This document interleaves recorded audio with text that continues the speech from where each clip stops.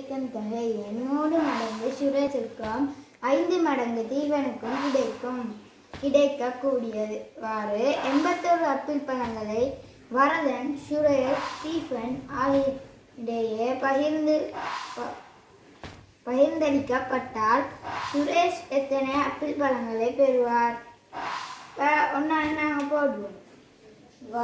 வரதனுக்கு வாவை போடுறேன், சுரேஷுக்கு சூனா போடுறேன், தீபனுக்கு தீய போடுறேன்.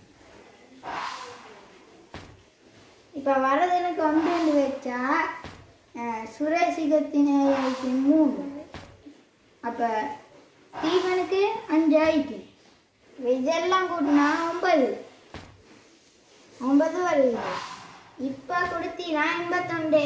இப்போ 81 9ஆல் பிரிக்கணும். பிரித்தா 9 9 அப்போ 1க்கு 9.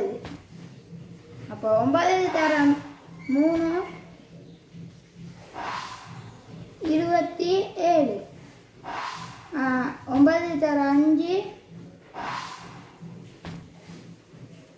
45. இப்போ கேட்டீதான் சுரேஷ் எத்தனை அப்பிள் பழங்களை பெறுவார்? சுரேஷ் 27.